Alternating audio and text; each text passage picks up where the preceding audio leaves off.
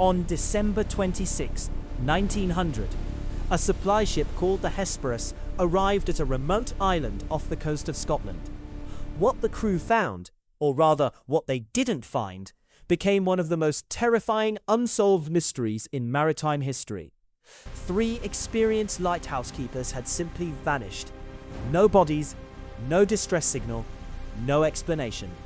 To this day, no one knows what happened. The Flannan Isles are a cluster of small, uninhabited islands in the Outer Hebrides of Scotland. Cold, brutal, and surrounded by some of the most violent seas in the world. In 1899, a lighthouse was built there to warn passing ships of the deadly rocks below. 3 men were stationed there at all times.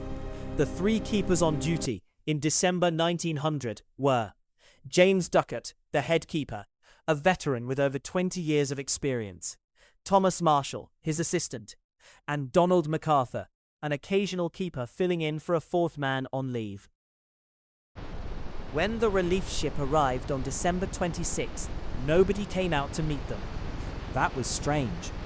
Then they noticed the flag wasn't flying.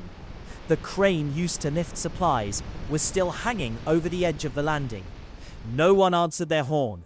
The relief keeper, Joseph Moore, went ashore alone. What he found made his blood run cold. The lighthouse was completely empty. The beds were made. The clock had stopped. 2 sets of oilskin coats, the waterproof gear the men wore in storms, were still hanging on the wall. Only 1 set was missing.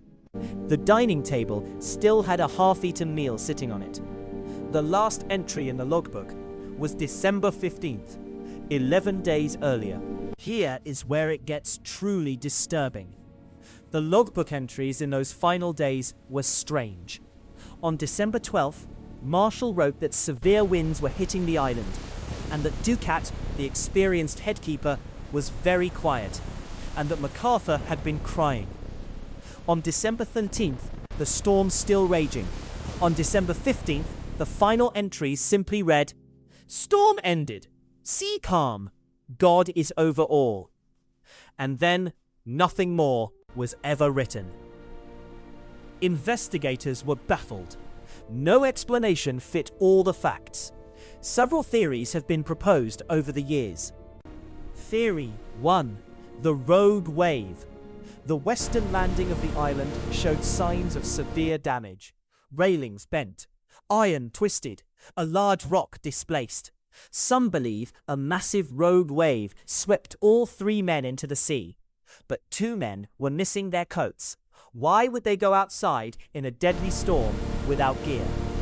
Theory 2. Violence among the men. Some suggested 1 man went mad, harmed the others, and jumped into the sea. But the lighthouse showed absolutely no signs of struggle. Nothing was broken, nothing overturned. Theory 3. The supernatural. The Flannan Isles had a dark reputation. Ancient Gaelic legends called them cursed, a place where men were not meant to live. Local fishermen refused to set foot on the islands. Some whispered the men were taken by forces that cannot be explained by science. Theory 4. A freak atmospheric event. A localized weather phenomenon. A waterspout. A sudden gas eruption from the sea floor. Or a catastrophic pressure event may have struck in seconds, giving the men no time to react or call for help. No investigation could explain the crying, the silence, the missing coat, or the eerily calm final log entry. The 3 men were never found. Not their bodies, not their belongings, not a single trace. The lighthouse continued operating for decades afterward. Keepers who served there later reported an overwhelming feeling of dread, an unease they could never put into words. The case was officially closed with no conclusion. It remains one of the most haunting unsolved disappearances in the history of the British Isles.